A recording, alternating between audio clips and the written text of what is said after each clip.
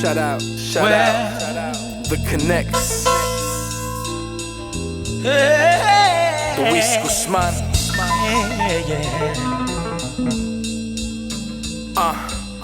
Don't ever go. Yes. Never leave my side. Yes. Passion's all I have. Yes. Courage is my drive.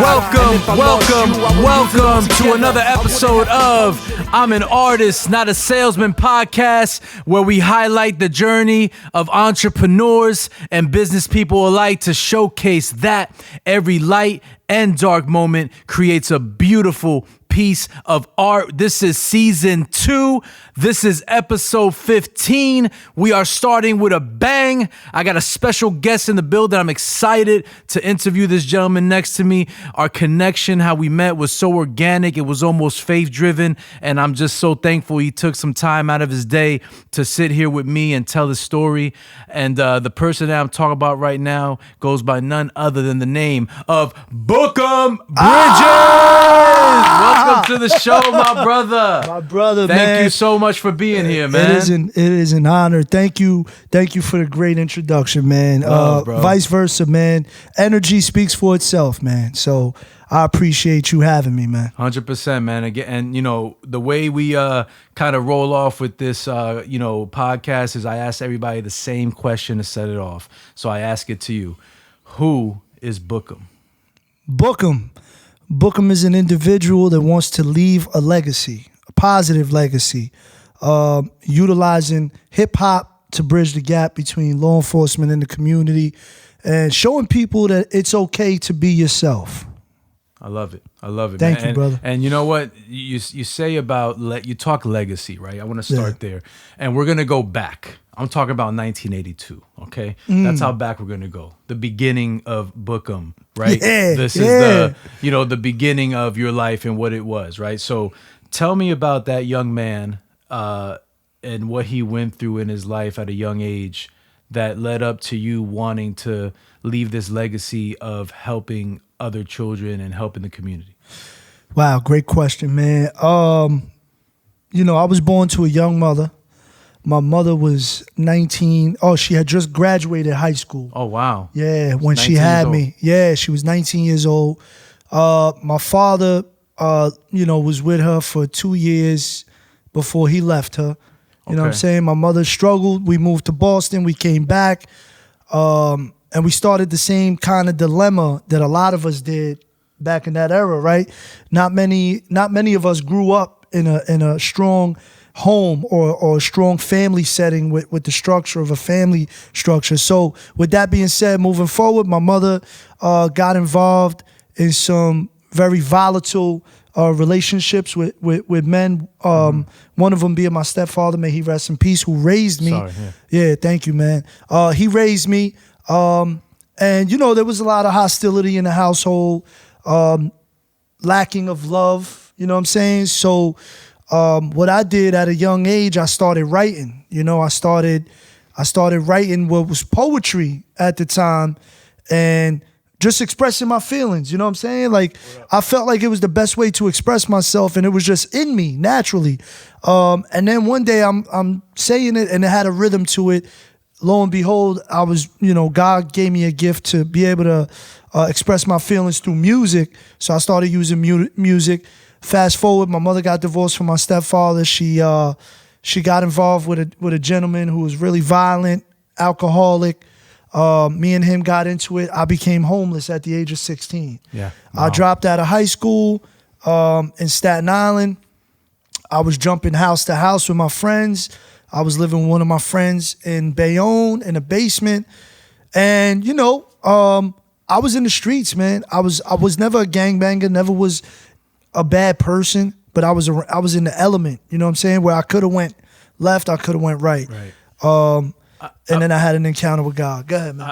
I want to, you unpacked a lot right there, so I want to just dial it back real quick. Yeah. But I want to definitely start right back at the passion for music, because I share a lot of the same sentiments you share, because I was also an artist. And I want to know that writing when you were young, and I want to paint the picture, and if I'm wrong, please stop me. Yeah. Mother's yelling with the stepfather in the kitchen. There's curse words. There's probably some abusive thing going on. You're in your room with your headphones on, writing in a notebook. Is this where I'm at? Is this correct? Sometimes, yeah. Okay, sometimes. Yeah, Okay, a so lot of times. So yeah. the point I'm making is, was that cathartic for you? Was that kind of like a stress reliever to like get out these words and like an escape, so to speak? Yeah, because I was scared, bro. I'm not, I was in fear. I was young. I was 120 pounds. I had a man in my house yelling, and I was scared. And I didn't know, and I had no outlet. So a lot of times it stemmed from fear. And it stemmed from escaping. Trying to escape. Correct. You know what I'm saying? But but again, it was also a passion within that that you used to escape. So yeah. I mean, and again, like I said, I feel like my story and yours, they're kind of parallel, but not. But for me, I use like the artists I listen to, like my role models. Was that sort of the same thing with you? Like you listen to certain artists, like, okay, I'm gonna do what Ice Cube says, or I'm gonna do what Peter Gunn says, or whatever the case is. Like, was that am I off base?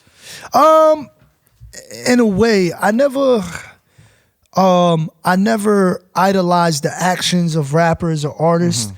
I idolized the lyrics and how the image that they portrayed.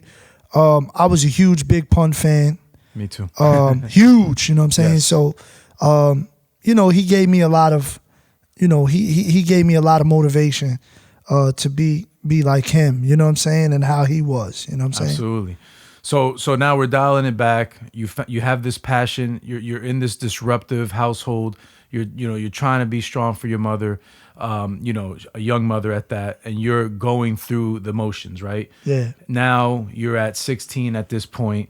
You left the house. How did you go from sleeping on park benches to becoming a respected officer in the community? What was that journey like?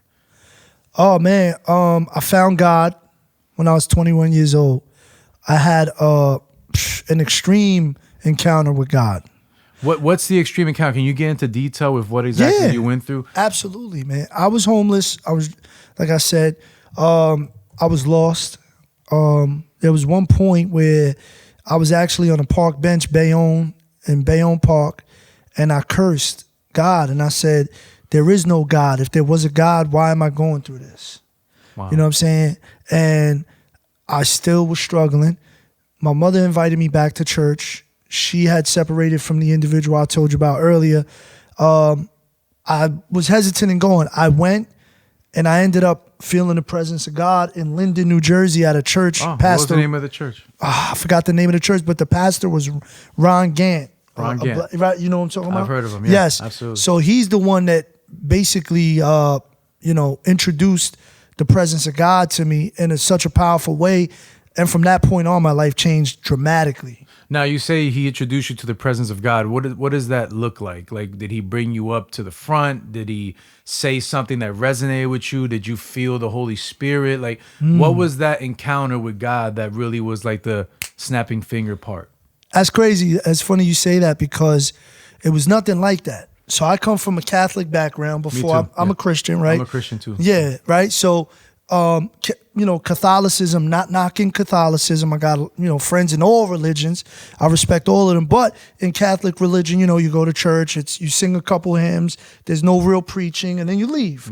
You know what I mean? So when I went to this church, he started the same way. He started very, methodical, mundane, kind of like, I was like, oh, here we go again. Yeah. But then he gradually elevated the preaching, talking about the fire of God.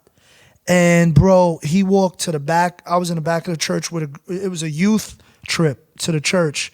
Hope Center was the church that I was with, visiting that church. Okay. So he walked up the walkway, and he's preaching the fire of God, the fire of God.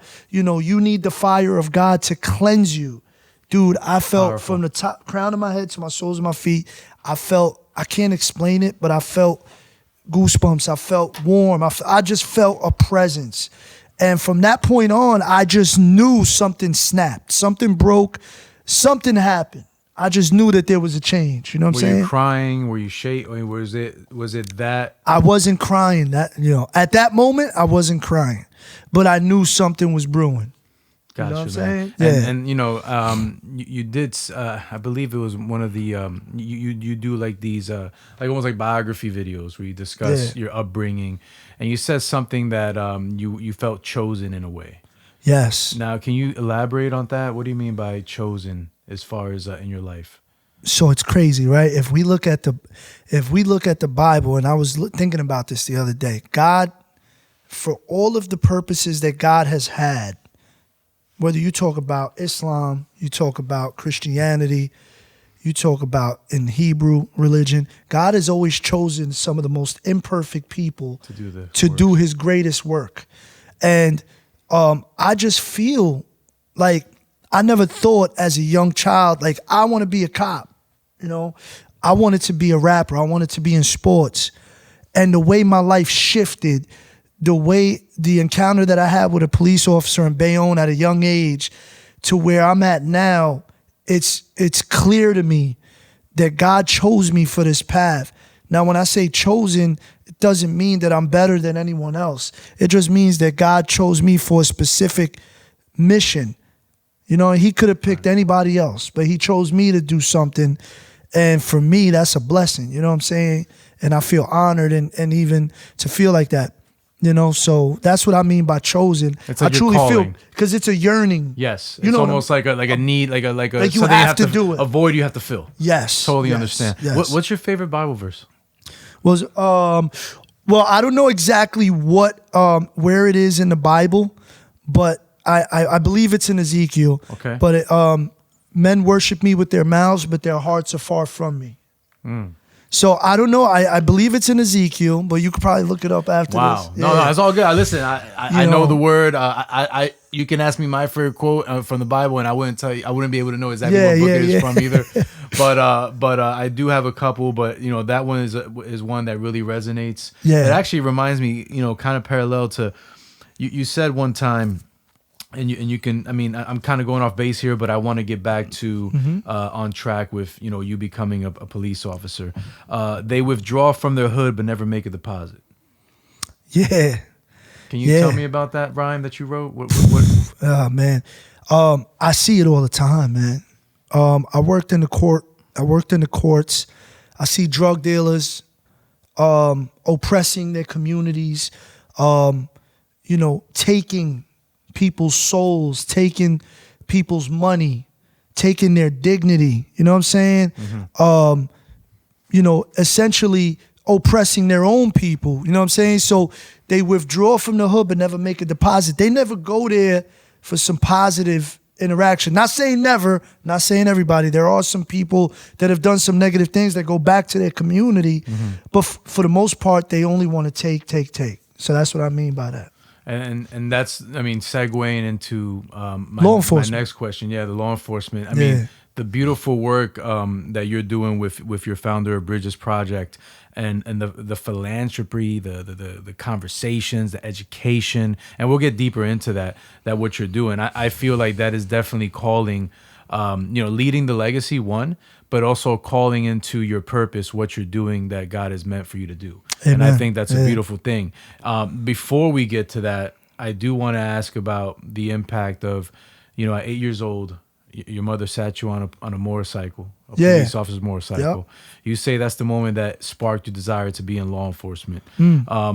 Have you ever thought that? Well, two questions, right? We'll start with the first one. What was the motivation to become a police officer? So, essentially, you know, there's no, you know, crazy story, right? Right. The story behind it is the interaction that I had with this officer. In law enforcement, we have a term, or in the military, they have a term called squared away. Squared away, yeah. Right? Yeah. So somebody that... Make sure it's squared away. Yeah, command presence. But outside of that, this officer showed respect, showed love, showed passion for the community. To me, that was intriguing at a young age. I was like, wow, like, look how cool he is. Because, you know, as a young kid, you always were taught to be fearful of law enforcement. Right. I never saw them in such a vulnerable space. Well, especially in the inner cities, we're taught to fear the officers. Exactly. Yeah. Right. Exactly. So from there, that was the seed that was planted. Lo and behold, right? The seed was planted. I go forward. I go through my struggles in life. God takes me through this journey. Through that journey, obstacles, trials, and tribulations, character is being built, lessons are being taught. He's preparing me for the Bridges Project because I can't minister to the people that I'm trying to minister to if I don't understand their journey. Absolutely. You get what I'm saying? So it's God preparing me, but unbeknownst to me, I don't understand the journey. And then fast forward, I take the test. I'm in Verizon. I'm a lineman. I'm working on a truck. Good job. Great job. What year is this? Can you set? Hold This on. is in You're going- 2004. 2004, 2003, 2004. You're working at Verizon. Yeah. You're doing the truck at Verizon. You Yeah. take the civil service test. Yeah. Not homeless, living with someone, living on your own. Now I got a you're studio stable. apartment. Okay, so you got a studio apartment. I just want to set the tone.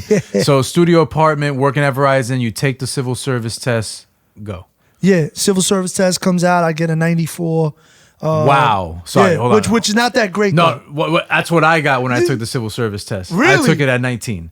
Oh, I mean, that's you'll a hear grace. about that, But you know- you're bugging me out when you said that. Go ahead. Yeah, but you know, in civil service, that's not a great score. It might seem right on its face, 94. You're like, oh, but I come to learn that most people get 98, 99, veterans status, all this. Right. So long, I was number 76. Okay. Boom, I get certified. They asked me if I want to become a cop. I was confused because I was like, damn, it's an opportunity, but I'm making good money here. So let me ask you this, right? And we haven't delved into this yet, but as an MC as well, your dream before law enforcement was to be an artist, was to be a hip hop artist. Yes. Yep. So I want to definitely speak about that. Did you ever go by Dano Diminish? Yeah. Who told you that? Eclipse? I can't release my sources. Yeah. And you had me. you had a hit song called "Bump That." Mm-hmm. So tell me about that time in your life. What was the passion for hip hop? How far did you go with it? And of course, full circle, you still do it to this day. So please, just give me the A to Z on that. Oh man, yeah, I had a song that was when I was with So Amazing, and I, Bump That started popping off. Very simple chorus, bump that. If you wanna block that. So it was like a very simple chorus, very melodic, and I was kind of singing on it, a little bit, and it just jumped off. And during that period of time, I was writing every day, 16 hours a day. I mean, and back then you had to write. There was no cell phones, you know what I'm saying? I was writing, erasing, ripping pages all day, and I was soliciting my music everywhere I went. I was battling, I was moving around, and at this time, remember, I was essentially homeless. I was staying with my boy Quest, I was staying with DJ 007, I was staying in Shaw's studio sometimes. So I was in a crazy space, but at the same time, I was getting momentum with the music at that time. And this was at 16 years old? No, this was at about 17, 18. 17, 18. Yeah. And you started Verizon at 21? Yes. Okay, yes. so still rapping after Verizon? Yeah. Okay. Yeah. When was it more like, okay, it's a great passion, I love it, but I'm going to do the law enforcement? When was that switch? That happened. So right when I passed the test, I sent the letter in that I wanted to become a law enforcement officer. That's when I was like, I got to put the brakes on doing rap right now because I've never heard a cop that raps. So that's and it's funny, right? Because it's kind of taboo. Yeah. For a officer to rap, right? Especially from the era you come from. So what was that transition like for you? I mean, a dude that came from in the streets, rapping, coming up, battling, being in neighborhoods you shouldn't be in, you know what I'm saying? To I'm an officer of the law now. Like, how hard was that transition for you, Daniel? Like, how hard was that? It was hard, man. Go back to the foundation and the structure, man, right? You run a business, you understand how important and essential it is to have foundation, structure, Fundamentals, right? And that goes as well in life. I was from, basically, I had a GED, right? I come from, not really having a father figure to teach me how to be a man. And now I go from being, a kid living on his own to having all this responsibility of being a sheriff officer, carrying a weapon and serving his community. So it was a rude awakening for me. You know what I'm saying? Were there bumps in the road? Were there growing pains? Hell yeah. I've been suspended. I'm not ashamed to say it. I'm very transparent. Right. Never no criminal activity. Stupid mistakes that I made. Was it like early in the career, like your first year, second year? Second year. One of them, I'll be quite honest, I don't like to point the finger and blame anybody. A lot of it was just me making dumb decisions, but also a lot of it was the favoritism, the Seniority. The not the seniority, but like the police culture. Right. I didn't fit that culture. Thin blue line. Yes. Yeah. You know what I mean? And it was like, I can't explain it, but I wanted to be part of the community, and I actually got in trouble for throwing a football with a kid one time in uniform. Yeah. So I got suspended for that 45 days later from the incident. Wow. Yeah. So that kind of threw me for a loop, It was a culture shock for you because it was crazy. I could just tell your energy. You're a very loving person. You want to interact. Man. You want to connect with people. Yeah. And part of being a police officer is you got to connect with the community to have the community trust and believe in the police.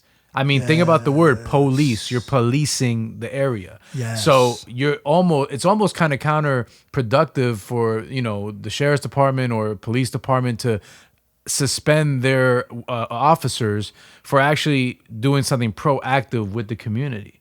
Was that like a black eye for you? Maybe I should have never done this? Or was it motivation to, I want to make a change?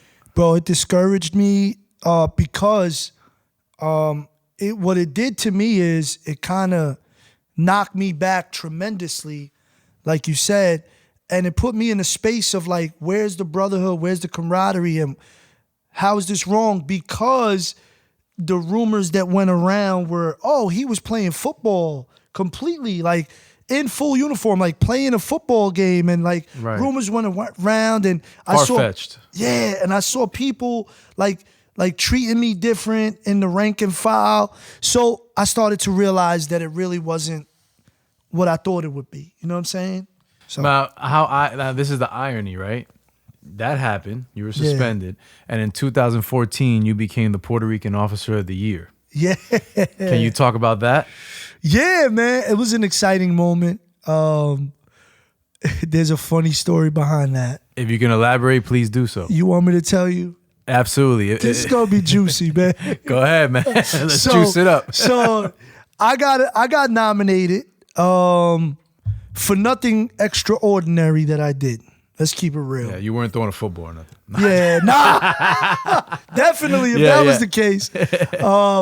I wasn't doing no extraordinary police work. Let's keep it funky. They select a Puerto Rican officer that they believe, would fit the mold to be the officer of the year for that year. You know what I mean? So when I got nominated, I was part of a Hispanic American Law Enforcement Association. And I was the event coordinator. So I get a phone call from the president of the Puerto Rican Day Parade, says, I won't put anybody on blast. Yeah. But the president says, who's such and such? They calling me, asking me how you got nominated. I'm like, whoa, what do you mean? He's like, yeah, they bugging. They're from your department. They're from your organization. I'm like, no. He tells me the person, and I'm like, you got to be kidding me.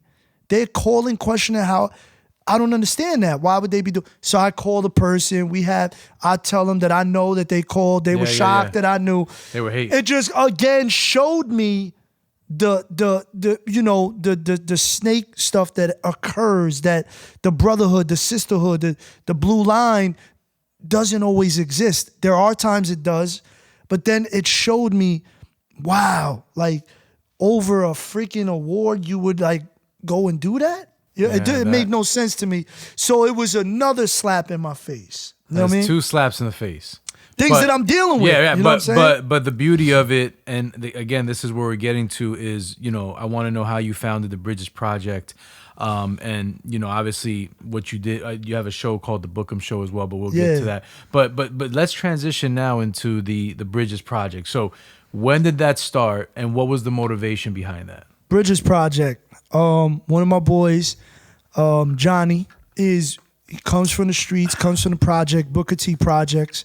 They call it Bullet Town in Jersey City. Wow. Me and him were very, very close growing up. We took separate paths. He comes home and he sees what I'm doing, and he appreciates it. And he tells me, "Yo, you building bridges? This what's up. I like what you're doing." So right there, snap. Whoa, the Bridges Project, and it stuck with me. You know what I'm saying? Connection. Yeah. And again, going back to what you said earlier in the interview, God uses his most imperfect people to do his work. Yep. To do the greatest work. And in Yes. that very moment, you had a convict, Yeah. right? Yeah. Telling you how you can impact, how beautiful is this? Impact the lives of others to derail them from not being convicts. Yeah. Do you see how beautiful that is? Yep. And, not to judge your friend, because, everybody makes their own decisions, doesn't make him a bad person. Yeah. Did he feel some sort of way that you went that route with policing? Nah, because Johnny, we used to call him Johnny Blaze, right? You know that? Blaze was a good person, man. Always, still is a good person, but just was in that element. Correct. You get what I'm saying? So Product of environment. He never was like, yo, like me and this dude, we used to slap box on the light rail together. He took me to the projects to meet his mom and his brother. Like he was a good dude. He just was a product, like you could say, of his setting. Yes. So it was never a shock to him because he knew that I wasn't on that time of wilding and doing craziness. I was around it. You know what I'm saying? But you didn't go deep into it, you know? Yeah. Let's expound on that with the Bookem Project. I'm sorry, the Bridges Project. Yeah. So I know you're very passionate about the youth. And let me ask you a question, and maybe this is like part of, like, I guess your steam, what keeps you going, like how to fill that void, how to fill that passion you have. Is there something you see in these young kids that that you see in yourself, like almost like you see that they don't have the male role model in the household? You didn't have the positive male role model in your household. Do you feel like you are providing that for them? And by you doing that, it's also self-healing for yourself? Wow, that's a tremendous question. And I'm going to answer it with one word: trauma, right? Yes. I read in the book that most people that serve their community or do what we're doing are people that come from traumatic experiences, so they feel the need to help people not experience the same thing. So I just feel, going back to what you said, yes, my experiences, everything that I dealt with, I want to try to stop or prohibit these kids from making the same mistakes that I made, or to help them and guide them and give them the wisdom through the experiences I had to not make those mistakes and do better for themselves. But not only the kids, but people in the community, other officers that need it. You know what I'm saying? So it's definitely comes from trauma and the stuff that I face that I want to save others from. Do you find solace and peace in helping these kids and these officers and kind of helping heal your trauma? Yeah. Yeah? Yeah, man. Yeah, absolutely. And have you ever faced your trauma or your past pain at all? Have you ever been to therapy or anything like that? I did go to therapy briefly, but it's expensive, bro. I understand. No, I know. It's expensive. I go every Tuesday. I came out there more traumatic from the bill. but it's funny you say, because we all grew up in inner cities. Even Wiz, who's here, and I remember telling my therapist a story one time, and I said to her, you know what? I remember waiting outside for one of my father's friends was trying to come downstairs from a building, and there was a line forming in front of the building. This is in Newark. Wow. And I go up to the door to try to find out where my dad is, and there's a guy in the front of the door handing out these little packs, and they were like probably maybe like a quarter big, Heroin, maybe half of yeah. the you already know. Yeah. And I just remember seeing these people taking these bags of heroin, and it was like they found God as they were looking at these bags of heroin, and like some people couldn't contain it already, just sniffing it. And I was 19, 20, so I say this because it's not normal to see that at 19 and 20. It's not normal to be 14 and selling drugs. It's not normal to be 17 and seeing your friend's head blown off. It's not normal to be 19 and seeing somebody get killed in front of your face. These are not normal things that a human being is supposed to deal with.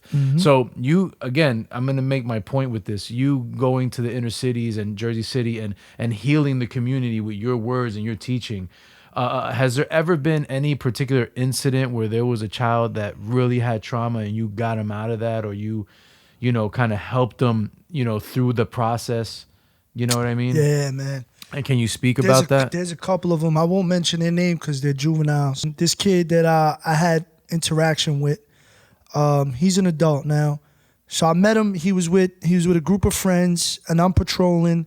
And I always make it a point to approach kids and, yo, what's up, man? How you doing? A lot of times they're like, yo, what the hell? Did we do something wrong? So I'm like, nah, you didn't do nothing wrong. Spoke to these kids. Me and this one kid, we become friends. Super smart, well-spoken. And I could just tell that he had a lot of inner demons just talking to him. And he opened up to me, right? We had a lot of great conversations. I would try to guide him like, look, man, stay in that job. This is good for you, whatever. One day I'm in my patrol car. It's like 2:30 in the morning. It's pitch black. I'm doing something on my computer and I hear a knock on my window, right? So I'm like, what the hell? So in law enforcement, every law enforcement, you get, you're knocking on my window, right? Like, especially 2:30 in the morning. So I'm like nervous. So I jump. I open up my window because they're tinted. I see standing there dressed in all black hoodie. And he has like a mean mug and he's like, looks depressed. And he goes, oh, Officer Rivera, can I gotta tell you something, man. And I'm like, what's up, man? He goes, yo, I feel depressed. I feel like hurting somebody. I feel like hurting myself. And I was like, whoa. And I said, hold on, do you have a weapon on you? He goes, no, but I really feel like hurting somebody. So I was like, all right. I said, stay right there. Don't do nothing stupid. I'm gonna get out my car. We're gonna talk. I get out the car, I'm able to approach him. We have a conversation, and he expresses to me wholeheartedly that he's suffering from dark depression. He's miserable. He just wants to take his life. And it really made me feel terrible, man. Like, I felt so bad for the kid. But this is why I tell cops it's so important to engage your community, because this kid could have easily done something wild and just passed me by, or could have done something wild to me. You know what I'm saying? But because me and him built a rapport, I get goosebumps. No, this is because beautiful. Me and him built a rapport, and there was a relationship outside of law enforcement that he felt comfortable to tell me that. So I was able to get him an ambulance, call his mother, get his mother to come to the scene without him doing anything crazy. And he jumped on and he got on the ambulance and there was nothing else that went down. But this is the problem, and I'm sorry if I'm on a soapbox right now. Please, but this is, so this is the problem with law enforcement. We're not tangible. You have to be tangible. When you raise your kids are not going to respect you and love you if you're not tangible, right? The way you spell love is time, Time.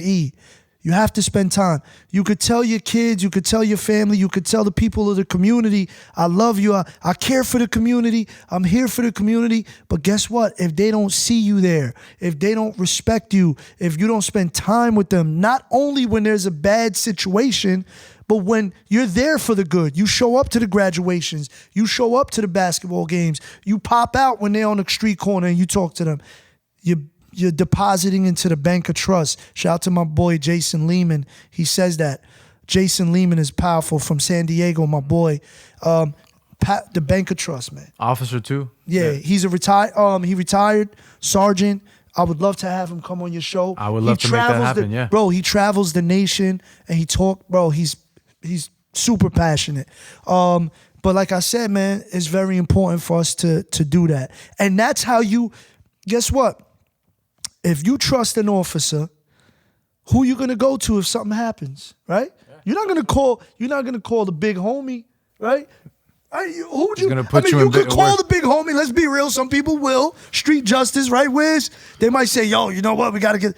But in retrospect, you want a safe setting, so you're gonna call the officer you trust. But I think that situation with Sebastian and the way you de-escalated that and got him to get out of that bad situation, that is the calling of, that's the slogan to what you represent. Yeah. Don't be apart from your community, be a part of the community. Yes. And I think you injecting that into the community, Lord willing, and again, if I'm getting ahead of you, just let me know. Lord willing, this is your future reach with this program, with this nonprofit, is to make every officer have that same type of sensitivity, but also action. Because I think a lot of times what happens with people that want to change, people that want to inspire, people that want to spark different conversations or different cultures, the way to do that is from a grassroots upbringing, from a grassroots program. And that's what you're doing with your nonprofit organization. The question here, the bigger picture is, how do we get the buy-in from everybody else? That's and the best way to do it, I've been praying. I have something on my desk every morning. It's called The Foundation.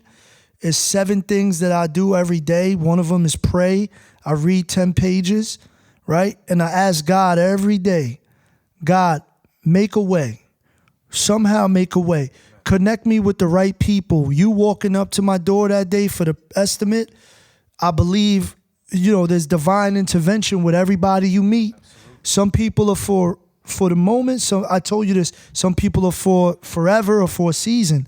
You know what I'm saying? So I ask God, make a way. There's times that I hit some walls and I'm like, it's funny you say other cops because that's what's in my heart. I want to train cops how to interact with the community, but I want to train them specifically on how to utilize their gifts and talents. So I ask God, where do I start? Where do I go? Who do I speak to? You know what I mean? Yeah, no, there's definitely a space for that to happen. And again, from what I've seen you've done so far with this program and, the awareness that you bring to the community, the videos you're doing, and the way you're blending hip hop into this whole, psyche of change the community, change the outcome. I love it because I feel like hip hop is still what speaks to the younger inner city kids. Yes. And why not use that for a positive versus, because if you listen to music nowadays, especially hip hop, it's all self-hate. Yeah. It's all, I want to kill you, I want to shoot you, I want to hurt you, I want to take from you, you ain't better than me. Instead of kind of coming together and, like you said, to your point with the cops, building each other's strengths. Yeah. And coming together as a community. So what does that look like for the Bridges Project? Like, what's the next 5 years look like for your nonprofit? Like, what can we expect to happen in the next 5 years? The next 5 years, I'll be in schools. I'll be in police training facilities, training not only cops but training students how to interact with cops and teaching cops to be themselves. You know what I'm saying? I believe that one of the reasons why cop suicide is so high is because cops can't do what I'm doing. You know what I'm saying? Cops feel, I can't talk, I can't be myself. I can't, oh my God, if I like the hip hop culture, I can't let nobody know because they're gonna judge me. I gotta live in a box. I gotta have Oakley glasses with thin blue line on it. No, it's true. Real. No, it's like a costume. Yeah. It is. It's like you gotta have how they have a rapper costume, they have a cop costume. Yeah. And this is what intrigued me about you is that you're literally bridging the gap from the inner city children to the respected officers. And how can we come together and build? Because we're in 2022, this archaic mind state of I'm gonna lock you up for this or that, or you better fear me. That's done in my book. That's over. How can we build together and create a more, better, homeostasis in the community? You know what I mean? Back in the day, I'm talking about 80s, the cops knew the parents of the kids. And the kids, I remember breaking a window with a rock, and he took me to my mom. Yeah, I didn't get arrested. I didn't get scared of your mom. Yeah, exactly. So bringing that that grassroots environment, that the cop in the neighborhood is almost like my family member, like my uncle. You see what and that's what I feel that you're doing. Yeah, I'm trying. And I see the bigger vision already with that, and I just pray that God works through you to get you to that next level with this organization you started, because it is needed, brother. Yeah, thank you, man. It is needed. Thank you, man. And if no one has told you have been doing a good job as of yet, I am here to tell you have doing a great job, and I applaud you. I applaud you for what you have done, man. Thank you, man. It's difficult, bro, because it's difficult because I hit a lot of roadblocks with certain individuals. Let's be fully transparent. Please. There's a lot of red tape, a lot of politics in law enforcement, nepotism, favoritism, cliques. So I don't want to be toxic on the show. I don't want to talk negative. But what I want to do is try to help officers to be able to come out and be themselves in regards to dealing with the community. If you love art, if you love hip hop, if you love to, play ball, utilize those gifts and talents to bridge the gap. Because guess what, man? Yeah, because if they could relate to you, if you could go to the park and skateboard at the skate park, there's a cop in his name is Craig Humani or something like that. God bless him. He skateboards in full uniform. And you know what? Guess what? The community loves him. I understand the concept behind being in full uniform and doing certain things because it appears to be unprofessional. I'm not saying be unprofessional. I'm saying be professional. Don't slack. Stay safe. But at the same time, bridge the gap. You know what I'm saying? Steve Jobs once said that the biggest key that a product has to a human being is how it connects to their heart. And I remember I seen a video of you telling the kids at the basketball court, it's 11 o'clock at night, the court has to be closed. And, they were giving you a hard time or whatever. And you said, you know what, we'll have a shoot around to see who wins. And if you guys beat me, you can stay till 11 or whatever the case is, right? I'm improvising, but, that was the gist of it. But what you did at that moment was you touched those kids' heart. Because you went from being a police officer to actually being like them. Yes. Because you connected with something that they connect with. And the medicine to cure is commonality. Yes. Commonality is the medicine. Once you create commonality with someone or something or some group, it leads to having more conversations. And once you have these conversations, you can now evoke change. Yes. Meet people where their interests are, man. Correct. And create those moments. Absolutely, man. And find something in common with people. Listen, if they're Arabic, if they're, Asian, whatever, try to find something in common with them. If not, ask them about their culture. Yeah. You know what I'm saying? And that's something that you can literally connect to any facet of life. Like Tony Robbins says, you gotta scratch someone's record. I use that in sales because you go to somebody's house. I didn't use it on you. I kind of did. But, you go to somebody's house and you see, a Challenger in their yard. Oh, I love Dodge Challengers. I have a Charger myself. You scratch the record. Now the commonality is in there and it opens up a better space to have an honest conversation. When somebody's vulnerable, but there's trust, there's expectation that will go further than the limit. Yes.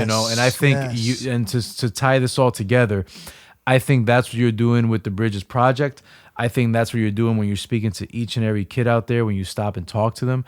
I think that's what you're doing when you make these music videos or these lyrics or these verses with a purpose that actually invoke emotion and commonality with these kids. And you are doing God's work. Because let me tell you something, from what I've seen and the little bit of time we got to talk, I feel like you have become the male role model that you needed in your life. Amen. Yes. And, yes. you know, the blessing here is giving that to other young men and showing them that, you know what, it's okay to be a positive role model. It's okay to do the right thing. Yeah. Because in yeah. where we come from, the key is take the father out of the household, Yep. put people on welfare, make them dependent on $300 a month. Yeah. No aspiration there. No. There is no growth. No. It's like, no. You're going to get free housing, free food coupons, whatever the case is. But you got to stay here and drink the alcohol from the corner stores and wash in the laundromats and eat the chicken from the chicken spot. This is the setup. And you're changing that. Yeah. You could teach, you can get out. You know what I'm saying? You don't have to be secluded, you know what I'm saying, to that area, that block. You know, you're talking about comfortability, staying in that zone, living by, you know, just barely making it and not wanting more for you or your family. When I got my house and we were talking about you got your first house. Yes. For me, it was for my kids, man. You know how happy my kids get? We put up the Christmas tree. They run feeling, around. right? No, I just put it up today. That's why I was almost late. You know, so my kid, Mad Puerto Rican, like 2 days after October. bro, early, bro. And it's gonna be up till July. Yeah, bro. I love it.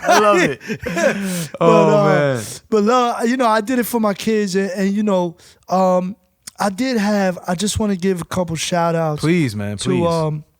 To a couple of men in my life that were there for me in some dark moments. First and foremost, my godfather, Louis Nieves. Man, he's Shout the out to first Louis one. Nieves. Yeah, he put me in baseball, the first one. My dad's cousin.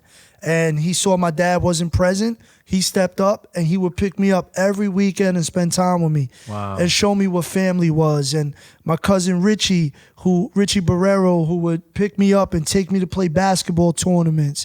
There's a few men, and that's why they say it takes a village, man. A village, brother. You know what I'm saying? Because these guys, when I was in a place where I had nobody, my stepfather, my dad, he's my dad, Wilbert, who passed away. These men God used all of them to put something into me to create this person that I am. Because think about it, right? If I would have been completely tainted and completely disgruntled because of what occurred to me and I had nobody deposit into me, I probably would have ended up going somewhere else, being someone else. Absolutely. So God sends people. Oof. You know what I'm saying? Man, I'm thankful for all of them, man. And the beautiful is Scorsese, the beautiful thing. Yeah. Like the beautiful thing, Bookem, is that you have definitely used every influence from the male positive role models in your life. And now the influence you have with the kids that you talk to, that you mentor, that you spend time with, that is the return on investment, right? Because now you're paying the blessings forward. Yes. And you will now evoke a change, even if you change one. And when they get to be 25, 30 years old, they'll be like, yo, man, there was this Officer Rivera, man. Yo, that guy was so cool. He was always there for me to talk to, and they're gonna be the Officer Rivera for another child in their life. Yes, man. And that to me is, I mean, it's a feeling that you can't really put a dollar value to, no. and you can't put any amount of. It's an undescribable feeling. It's amazing, and I tell all the new officers this. Not only new officers, I tell every officer. There's very few professions in this world that could completely change the game or completely change someone's outlook on life. Number one, a doctor, right? A doctor could give you good news, bad news, right? Completely change you. Therapists, police officer is one of them, because as an officer, I can arrest 1,000 people, right? In my career. I'll move on. An arrest to me is another arrest. Unless there's something extraordinary that occurs in that arrest, right? I'll remember a specific arrest because it was so crazy. But outside of that, thousands and thousands, right? But what happens is, what occurs is, that person will always remember me, right? So those thousands of people will always, why? Because it was a life-changing experience for them.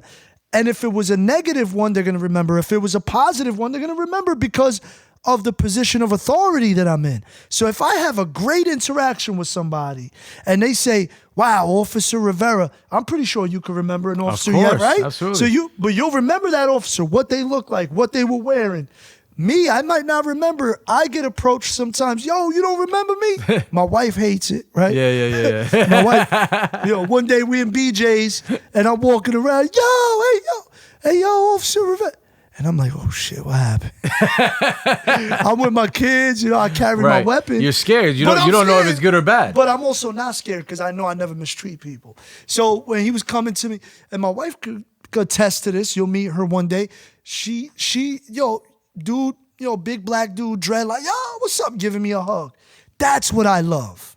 It's not about race. It's about the love that I get. I don't want to be feared as a cop. I want people to come to me and say, Bookem, how you been? Yo, Bookem, check this out. Look what I did. That's what I want. That's a beautiful thing. And if I got to arrest you, it's part of my job. You did something. You know what I'm saying? I mean, you cops, doctors, they become the bookmark in the library of someone's mind. Yes. You know what I mean? That's a great way of putting it, bro. And they're always going to go back to that in reference no matter what. And that's a great analogy. Yeah, and just to kind of maybe conceptualize it, right? It's almost like baseball. Like, you're not going to bat 1,000.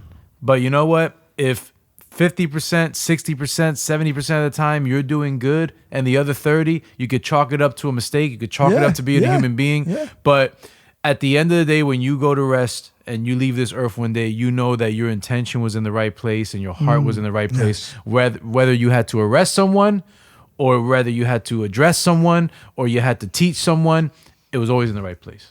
That's the beauty. And you'll never have to walk looking over your shoulders, bro. Amen, brother. Never. Wow, great conversation, bro. I want to switch gears because I do have a set of mastermind questions. I ask this to everyone that comes on the pod. It's not I got you questions. It's just regular questions that kind of give us more detail into who you are as a person. Yeah. Okay, are you ready? Yeah, I'm trying to read them while you. I know. I see you. He's on his detective vibe. Trying to look over there, but my vision ain't as good at 40. Let me help you out real quick. There you go. He dipped it even more. What book have you read that inspired you the most? Intentional Living. You told me about that the other day. Yeah, John Maxwell. Yes. Yep. And why has that inspired you? Oh man, it teaches you how to add value to people and how to be a team player, how to align yourself with like-minded individuals, everything that I stand for. And it's just confirmation for what I'm trying to be, I like it. Yeah. What person, and you probably answered this already, what person in your life has brought you the most influence? Probably my godfather, Louis. There's a few, but Louis Nieves. Can I just elaborate on that real quick? Please, man. Listen, the floor is yours, dude. There is no time limit here. The floor is yours. So let me explain my godfather's story real quick. My godfather, Louis Nieves, had a full ride scholarship as a cornerback for New Mexico State College. Football. Full ride. Full ride. He was a beast. He was 18 years old, got into a car accident, and he lost his right arm. Oh, man. Right? Sorry. So man. my godfather persevered through that, made it through that, completely lost more than half of his arm, had to learn how to use his left arm, overcame depression, overcame drug abuse, and then he got married to the love of his life, my godmother, Madrina, right? Got married to her, had 2 beautiful daughters, bought a house, retired from the post office. So he overcame all those obstacles. He could have easily given up. But to me, he's one of the greatest inspirations in my life. Wow. And because he every weekend or every other weekend, this man and my godmother would pick me up and spend time with me. Wow. And take me, places. And it was just, I could never thank them enough for what they did. I mean, him being a blessing to your life, but you just telling me his story, it's just like, bro, he overcame so much. And he played college.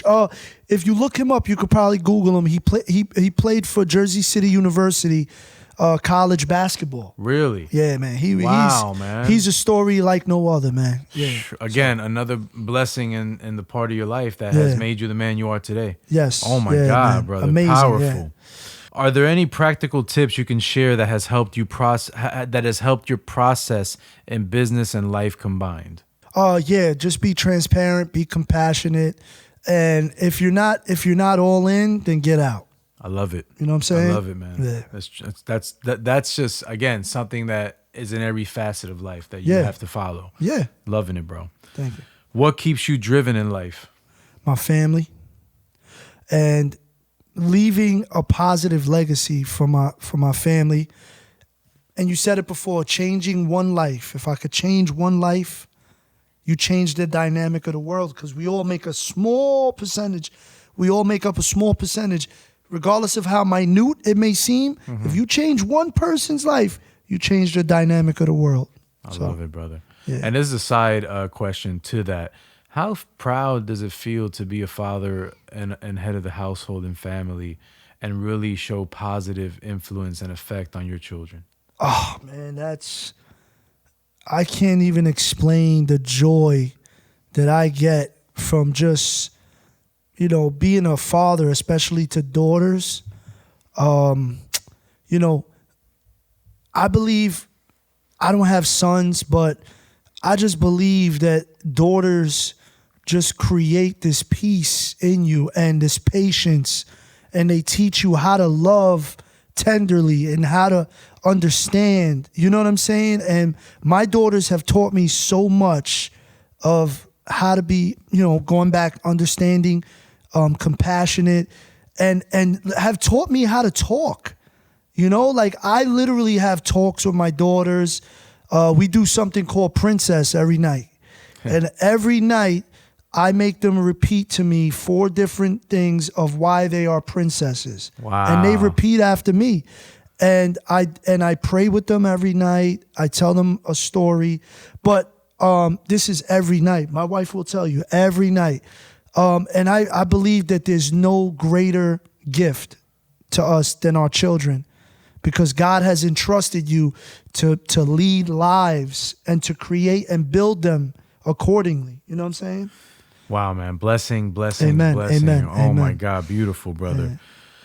Have you ever had any vices, and how did you overcome them? Oh, man. Yeah. I would say one of them was not being a good steward of my money, man. Okay. I was never into drugs, Right. never into alcohol. Outside of that, not understanding how to use my money and how to save money. You know what I mean? Yeah, so that you would make 500, spend 6. Right? Yeah. That's what was happening? Yeah, all the time, bro. I would spend money before I even had it. But was now, bad. as a family man and Bro, as a career person now, Yeah. and with your career, you're able to control that. Yeah. Shout to my wife, man. I love my wife so much, Sasha, my backbone, because my wife is the backbone of the house, man, of my life. I'm the only income, but without her, bro, she's the organizer. She pays the bills. She makes sure the house, So just that whole dynamic of me and her, man, I'm just so blessed. You know The what I'm saying? foundation. Yeah. My wife, the same thing. I mean, in our household, she's the foundation. Without her, I don't know where I would have been. It's crazy, and, man. And it's like, we go out there, we provide, we do the right thing. We are a strong pillar for our family, but without your wife being your helper, because it's biblical in the Bible. Amen. Your wife is your helper. Without having the right helper as your wife, you're not going to get far. So it's a beautiful thing, and we're both blessed to say that. You know what I mean? Amen, bro. What does the next level of success in your life look like? Next level of success would be for me to move up through the ranks in law enforcement so that I could induce change, right? In an administrative position, I'm able to attempt to induce a better change within my department. Outside of that, from a family aspect, I want to provide the best life for my kids so that they don't need or want moving forward into the next level of their life, whether or not they want to go to college, but I want to have some equity for them to have moving forward in life so that they can be successful. I love it, brother. Next level, next step. What event in your life shifted your thought process to want to be more successful? Completely being broken, man. Pockets, spiritually, emotionally, just being down, being homeless, not having where to stay. The one, I'll give you one. I told you about my friend Hector. We've been friends since preschool. My best friend, he has an HVAC company now. Shout to Hector. What's up, Hec? He knows this story. Yeah. I slept in his mom's building hallway one day. And he Wow. brought me pillows and a blanket so I could sleep in the hallway because his mom's husband didn't want to let me stay there. So I literally slept in a building hallway. And that moment right there stands out so clear to me because I remember how low I had gotten, that I had nowhere to go. And that shifted me as well. That was a shift in my spirit. Dude, that was a super pivot shift. Yeah. Wow. Shout to Heck, man, for bringing me the flat ass pillow, by the way. It was flat. You know? So ironic because, my best friend and my, my partner in business is Hector. That's his name. That's crazy, Isn't that, bro. Isn't that crazy how that works? Yeah. It's insane. Last question for the mastermind. What's the last thing you bought that changed your life? My house. Amen. Right? Yes. Shout out to the home. Yeah, man. Big accomplishment. A lot of people say that. Why is it so big? Why is it important? Dude, it's just, bro, the equity. You own something that's not going to completely suck you dry if you do the right thing. Yeah, it's an asset. Right? Yeah, it's an asset. So, you build from that, and it's something that could be, generational. You could pass it down to your kids. They could pass it down to their kids if the house is taken care of or whatnot. But it's just, and a lot of us, let's be honest, and minorities growing up in an urban setting, we don't get to buy houses because we never understood credit. We never understood financial literacy. Yes, so it's one of the biggest accomplishments, man. Wow. I mean, Bookem, man, it's been you mastered all the mastermind questions. You're good. I feel like I've known you more now in this last hour or so than I did from even researching, than I did from looking at your reading your biography, your story, your Instagram, your socials. And I'm very thankful you took this time to sit down and talk about your life, talk about where you've been at, talk about where you're going, and what you're doing now, which is impacting in a positive way the community, using your profession as the platform. Because I think a lot of times, and you heard this in every Spider-Man movie, with great power comes great responsibility. Yes. And I feel like you have a very big responsibility to not just your community, not just your coworkers, not just the inner city children, but to your family. Yes. And I think that's the biggest responsibility that you are held accountable for. And I'll tell you right now, in my book, you got an A+. You're doing great so far. And I think haven't got an A+. Yeah. Wow. And I think a lot of times as men, right? Men are so competitive. We're so driven to be competitive, and this is better. We need to say that more to each other. Yes. Yeah, there's nothing wrong with that. There's nothing wrong with that. And that's why, I wanted to share your story. This is why I have this platform, so that we can come together and share stories, share experiences, and Lord willing, at the end of all this, evoke some type of change in somebody's life. I think me and you need to get a podcast.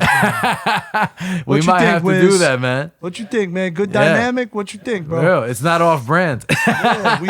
We could throw Wiz in there and make it a Brazilian and Puerto Rican, podcast. The BMP podcast. Literally last week. Yeah, it's crazy, yeah. So let me ask you, we're going to wrap up with this. I got one last question for you. Yeah. What would Bookem Rivera say to that 5, 6, 7-year-old Bookem now? Oh, man. Don't worry. I think I would say don't worry. There's promise behind the heartache, because I specifically at that time, I could remember waiting for my dad at the window, waiting for him to show up. I could remember as young as 7, 8, Right. So I would tell myself, don't worry. your time's gonna come. There's gonna be a time where you won't have this gap anymore. You know what I'm saying? So I would just say that. And now, full circle, you're the dad that comes home and asks his daughters why they're princesses. Oh man, yeah, those are my babies, man. God bless, man. Thank you, brother. Wow, Bookem, it was a journey. It was inspirational. It was educational, and it was inspiring to have you sit down here with me. And I wish you nothing but love, success, and blessings in whatever you do, brother. And the floor is yours. Anything you want to talk about, promote that you got going on, please let our listeners know, man. First and foremost, man, shout to the podcast. I'm an artist. I'm not a salesman. Thank you. I met Lou by chance. Somebody had recommended his fencing company, Northeast Fencing. Love. You know what I'm saying? And divine intervention, man. The energy was fantastic. The love is there, man. What he just said, I want to give him his flowers. Thank you. Being a successful entrepreneur, being a leader, and being successful in his business. You know what I'm saying? Need to surround yourself with like-minded individuals like Lou. And I'm just grateful and honored to be here. Shout to Wiz. Shout to his intern for everything that they do and for allowing me to share their space for this podcast. And, I'm just humbled and thankful to be able to be given this opportunity. And, if you want to reach out to the Bridges Project, you can reach out to me through my email, bookem@thebridgesproject.info. That's bookem@thebridgesproject.info. If you want to learn about the Bridges Project and some of the resources that I have, you could go to www.theprojectbridges.com. All right, I'm sorry, .info. www.theprojectbridges.info. Thank you. God bless. Stay blessed. Stay positive. And to all my brothers and sisters in law enforcement, be a part of the community, not apart from the community. Peace. From his words to God's ears, ladies and gentlemen, that is a wrap on episode 15 of I'm an Artist, Not a Salesman podcast. Let's go, baby. If this podcast inspired or moved you to follow your dreams or aspirations, please subscribe to our Apple, Spotify, and YouTube platforms by typing in Luis Guzman, I'm an Artist, Not a Salesman, and clicking the subscribe button. Please make sure to follow my Instagram handle at Luis Guzman 2444 for further content and updates. I am thankful for every listener, and I pray you have a blessed one, not a stressed one. Peace. Shout out. The Connects. Luis Guzman.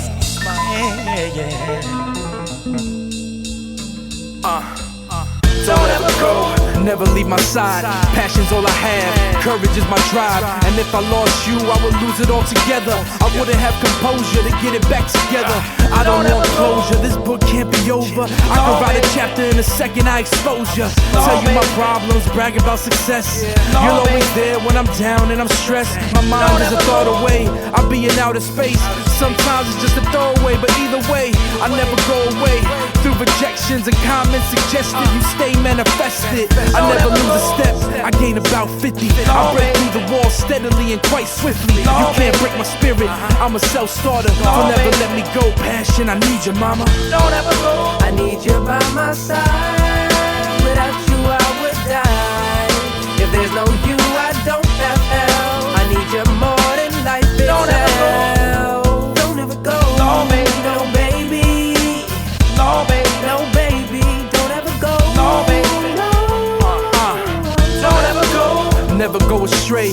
And if you go AWOL, I'll never be the same. The love of a woman is the strength of a man. Keeps me on my toes, defines who I am. My soulmate, checkmate, no more playing. I'm thinking like a grown-up, mommy, I'ma own up to the mistakes that I done in the past. Blame my mind, not my heart, cause I never used that.